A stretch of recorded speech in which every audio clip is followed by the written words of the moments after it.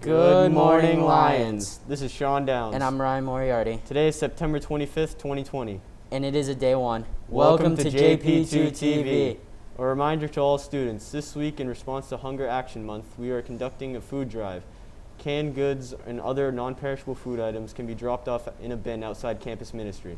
Remember, it's called Hunger Action, so bring in food. The math team will begin on Monday, day 2. We will meet in X1 in room 306. Everyone is welcome to join. September is open enrollment month for the concert choir. Our concert choir is open to all JP2 students regardless of experience or ability. Even during this unusual time, we are still coming together to learn new music and prepare for a time when we can raise our voices joyfully in song. Come be with some of the best students at JP2. Join the concert choir. Yearbook will be meeting today during X2 in the library.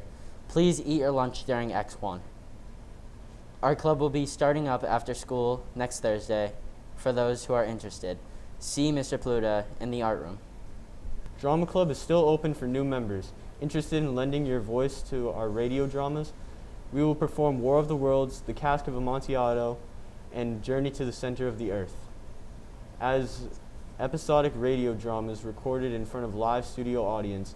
This is a new, exciting first for our JP2. We would love to have even more interesting voices to join our cast, so there is room for you. We will rehearse from 3:30 to 4:30 on the stage in the auditorium. Come join us for the Drama Club. And now for your athletic announcements. Football practices start on Monday. Please make sure you have your family ID completed this weekend and have your physical. Boys soccer practice is canceled for today and will resume on Monday. For our first feature, our new reporters are taking a look at how our sports captains are addressing hazing. Good afternoon, Ms. Bell. Good afternoon. I'm here to talk to you about hazing and how the student athletes are involved. That's such a great question and something that's very important to us at school here. So part of the culture of our school is being respectful and kind to everybody. I work very closely with the student athletes at the beginning of the year and our student organizations. All of the leaders come in and I speak to them. I speak to them and help them understand that hazing is not just physical, but hazing is also on the emotional side too. So for example, any type of bullying, any type of social media presence, all of those would be considered hazing. I explain it to them. And then I ask them to be our voice from the school and go back to their student athletes, go back to National Honor Society members, student government members, and speak to them about it. I ask them to get permission from their leader, and then I have them explain it to each of the teams, and then I get them to sign up and put their name on a piece of paper that they agree that this won't happen. And then I speak to them about not just allowing it to happen, but also having the courage, if they see it anywhere or if they see anything like this happening, to actually come and report it and stand up and say, you know, this can't happen anymore. So it's a process that seems to work really well.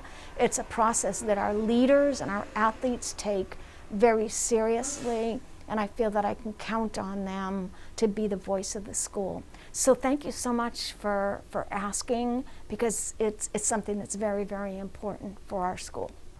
Hey guys, introduce yourselves. I'm Charlotte. I'm Sarah. I'm Alex. So you guys just gave a hazing speech to your team. How did it go?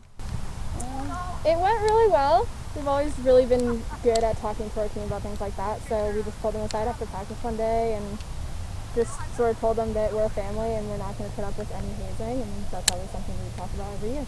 Exactly. We brought up the point that we should be like building each other up and doing the same thing in the classroom too, so I think it went really well because I think they got the point of it, and I think it's a good team dynamic, so not worried about it. Have any of you ever been hazed, and if so, how did that make you feel? Yeah, definitely. Like my freshman year playing soccer, the seniors were just kind of like, I don't know, they'd make fun of us, but they were just like, oh yeah, we're joking, no worries, but like it kind of hurt a little bit, so. Not really. I mean, my freshman year, the seniors were a little harsh on us, but just have a thick skin and know that they don't mean any harm by it. But we just want to be better than they did, I guess, so that we don't make anybody else feel that way the same way we did. Exactly. Just make them feel welcome. Be leaders. Exactly. All right. Thank you guys. You're welcome. Hey Emily, Hi, Paola. why do you think talking about hazing with your team is important? I think girls and boys should all understand that hazing isn't really a joke, and some people can take it the wrong way, even though it might be meant as a joke. So I think it's really important that me and the other captain speak to the whole team and tell them what it is. Have you ever been hazed, and if so, how did it make you feel? Yes, I have been hazed. They meant it in a joking way, which I understood, but a lot of people don't take it this way. So they could take it as bullying or being mean. Okay, thank you, Emily. Thank you. It was good. I feel like it was very well received by student council. I mean, it's a pretty basic message. Just be nice to everybody and don't bully people into like joining clubs and stuff like that. You just got to be kind to everybody and be welcoming, and that's what JP2 is known for. Have a roaring weekend.